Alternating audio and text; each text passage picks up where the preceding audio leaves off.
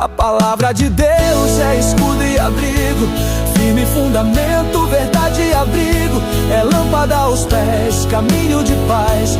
Então vamos lá, Gênesis capítulo de número 13, nós vimos lá a separação de Abraão e Ló. Abraão e Ló retornam do Egito muito ricos, mas a terra não suporta ambos. Devido à quantidade de gado, para evitar conflitos, Abraão generosamente permite que Ló escolha primeiro. Ló opta pelas terras férteis, Campinas do Jordão, perto de Sodoma.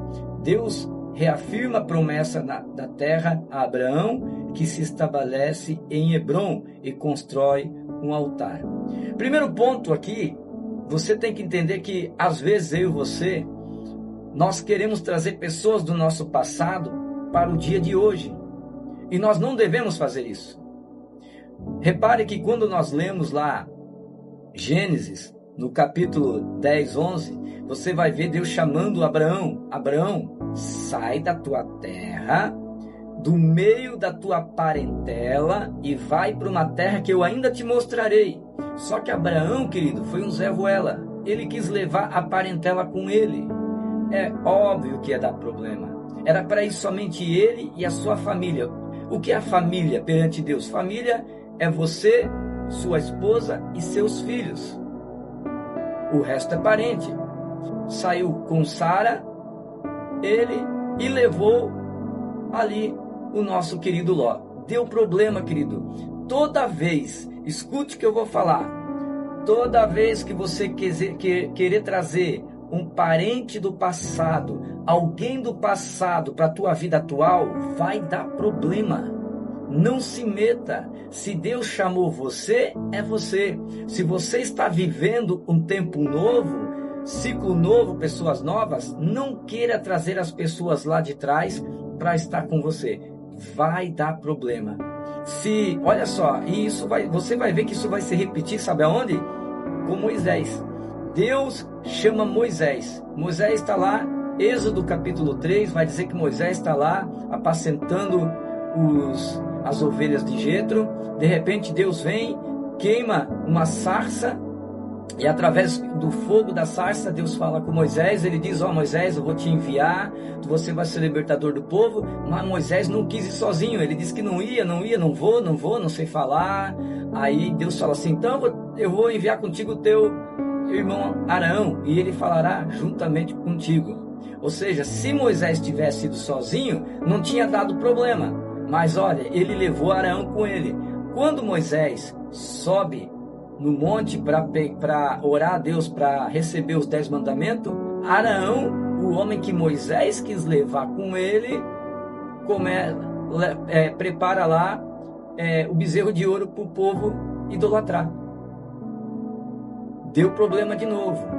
E lá na frente você vai ver que Moisés vai levantar Arão como sacerdote, e os filhos de Arão começam a fazer a obra errada, e Deus vai fulminar os 2 filhos de Arão, queimando eles vivos. Então, querido, toda vez que você quer investir numa amizade antiga que não anda mais segundo o propósito de Deus para ti, não estou falando que você tem que abandonar as pessoas, não, estou dizendo, abrace, né? Mas não queira puxar com as tuas mãos para dentro da tua casa. Não queira puxar com as tuas mãos para dentro da tua empresa. Não queira puxar com as tuas mãos na área que você trabalha. Porque a pessoa ela não vai dar credibilidade a você, e ela vai se folgar por causa de você. Ela vai se achar e ela vai dar trabalho. A gente vai ver lá na frente que Ló não só deu problema com Abraão agora, quando eles estão ricos, como deu problema depois. Abraão teve que entrar numa luta, a gente leu, por causa de Ló. Vamos continuar? Então, Gênesis 14 agora. O resgate de Ló, né? Você leu lá comigo, com certeza você leu em casa, os capítulos 14, você viu que Ló, ele foi sequestrado, foi levado suas mulheres como escrava. E agora, Abraão vai ter que entrar em guerra para derrotar os invasores e resgatar Ló, seu sobrinho, que é prisioneiro. Viu como dá problema, meu querido? Você querer ressuscitar o passado, trazer pessoas antigas, amizades antigas para agora, não faça isso. Vai dar problema. No resgate de Ló, Melquisedeque, foi uma colisão entre reis da captura de Ló em Sodoma. Saqueando seus bens, Abraão reúne seus aliados, derrota os reis invasores e resgata Ló e os prisioneiros. Na volta, Abraão é abençoado por Melquisedeque, rei de Salém e sacerdote, e a quem dá o dízimo e recusa os apólios do rei de Sodoma. Ou seja, o que aconteceu lá? Abraão, ele vence, aí é cultura. Quando um exército vence outro, eles ganharam os despojos. O que é despojo? As armas de guerra, as riquezas, as armaduras, Então, Abraão, ele pegou todos os despojos ali e levou para quem? Deu o dízimo de tudo para quem? Para o sacerdote Melquisedeque. Por que ele entregou para ele? Primeiro, aqui, Abraão, querido, se você aprender esse princípio, as portas financeiramente sempre vão se abrir para você. Eu disse que, aprenda uma coisa, dízimo e primícia é entregue a sacerdote. Porque você vai ver que depois que Abraão entrega lá o dízimo e as ofertas de tudo, dos despojos, Melquisedeque, o que ele faz? Ele entrega vinho e pão, ou seja, ele faz uma ceia, ele entrega uma ceia para Abraão. Ou seja, o meu dízimo, a minha oferta, ela tem que ser entregue a sacerdote, ou seja, tem que ser entregue ao pastor aonde eu congrego. Eu não posso ser de outro ministério e querer dar o dízimo em outra igreja, ou eu pegar o meu dízimo e fazer uma cesta básica e dar a pessoas. Não, por quê? Porque dízimo não é pagamento, dízimo é devolução, é os 10% que você devolve. Se eu estou devolvendo, não é meu. Não seria estranho se o pastor, quando estivesse na igreja, dissesse para você assim: irmãos, vamos fazer o momento do dízimo e oferta? Agora pegue a carteira do irmão que está ao seu lado e vamos fazer oferta? Ficaria estranho? Então, é exatamente isso que você faz quando você não devolve o dízimo. Você está, esse 10% que é para o Senhor, mas Deus não precisa de dinheiro, irmão. Claro que não. Mas a viúva e o órfão precisam do teu dízimo, da tua oferta.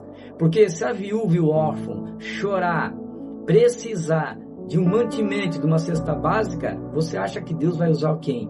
Deus usa a igreja. Agora, como é que a igreja vai atender a viúva e o órfão se os seus não dizimam? Se a igreja não tem dinheiro em caixa para fazer a cesta básica, para comprar o remédio, para ajudar a pagar o aluguel daquele irmão que está doente? Pastor, isso a igreja não faz. Faz, irmão. Infelizmente é você que tem procurado igrejas grandes, de grandes estruturas, aonde o teu dízimo, a tua oferta está indo para o bolso do pastor. Mas igrejas sérias fazem sim. A nossa igreja REC, por exemplo, lá ninguém trabalha da obra. Lá todo mundo, são 10 pastores e todos trabalham com o suor do rosto.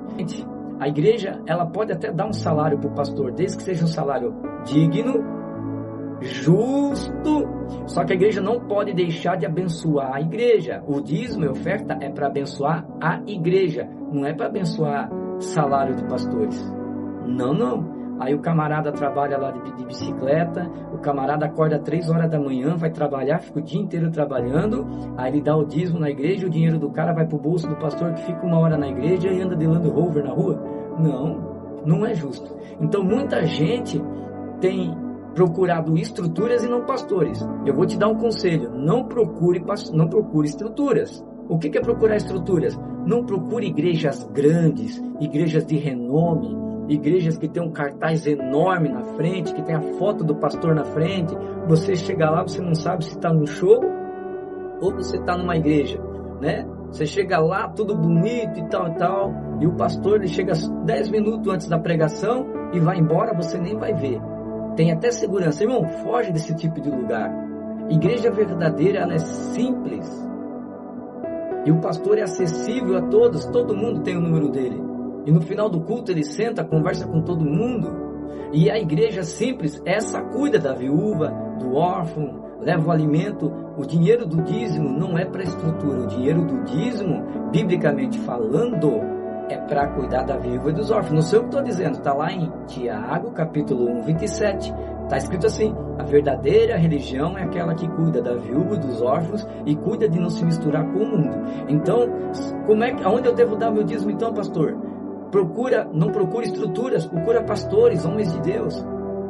O problema é que você está atrás de estrutura. E às vezes o pastor que é um homem de Deus, ele não está numa igreja grande, às vezes ele está numa igreja pequena. É um pastor que está 3, 4 anos aí fazendo a obra com o dinheiro do bolso dele, mas não tem credibilidade porque ele não tem uma estrutura. Porque todo o dinheiro que entra naquela igreja, ele gasta com a igreja. E eu não estou falando de pintura. A igreja paga o aluguel de um, compra o remédio da filha para o outro, compra o bujão de gás para o outro, ajuda a viúva lá que estava necessitada. Existe, irmão? Tem. Só que o povo não quer pastores. O povo, infelizmente, quer estrutura. Pode ver. A maioria do povo, se a igreja, a sede deles for 5 quilômetros da casa deles, eles vão de bicicleta, mas só para dizer que congrega na sede. Faz até biquinho, eu sou da sede. E a igreja do lado da casa deles, precisando dele, mas ele vai lá no centro, só por vaidade. Então, se você quer crescer, primeiro, use o seu dízimo para abençoar lugares que tenha lugar que trabalhe com ação social. Igrejas que cuidem de viúvas, igrejas que trabalhem com centro de recuperação, igrejas que trabalham com moradores de rua. Trabalhe com igrejas que dão fruto. Não igrejas que trabalham para ela mesma, estrutura para elas mesmas. Igrejas que têm aí dízimo de 500, 600 mil, para quê? Mas não ajuda. Aí uma cesta básica, aí o cara entra na igreja lá 12 mil e dá uma cesta básica para uma família que às vezes nem precisa, é só para dizer que está fazendo. Tem umas coisas que se eu continuar falando aqui vai dar até ruim, mas deixa eu terminar porque já está se passando os horários aqui. Bora lá. Então, querido, Abraão, ele entrega o seu dízimo de tudo, e o outro rei, ele vem lá do rei de Sodoma e ele quer pagar os despojos, ele quer dar mais dinheiro para Abraão. E Abraão diz o quê? Não, eu não aceito para que amanhã o povo venha dizer que quem me enriqueceu foi você, rei. Ou seja, Abraão não aceitou o dinheiro do outro rei de Sodoma, porque ele queria que a honra ficasse para Deus, e por mérito dele com Deus, não por ter sido pago por alguma coisa que ele fez. E para nós encerrarmos, então, Gênesis capítulo 15 vai dizer: aliança de Deus com Abraão. Deus faz uma aliança com Deus. Olha que interessante que só no capítulo 15 Deus faz uma aliança com Abraão. Por quê? Porque Abraão, ele se desvinculou do que é material da terra para colocar a sua fé em Cristo. Olha que interessante. Deus garante a Abraão que a sua descendência será numerosa como estrelas, e Abraão crê, sendo isso acreditando como justiça. Deus faz uma aliança formal, prevendo que os descendentes seriam escravizados, mas que herdariam a terra prometida.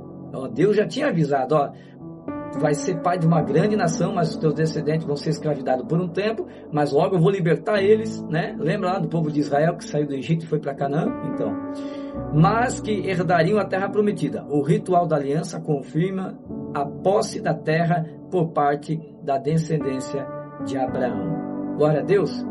Até aqui, se você tiver alguma dúvida, manda mensagem para nós, tá? A gente responde você. Bom, Deus abençoe. Obrigado por estar comigo.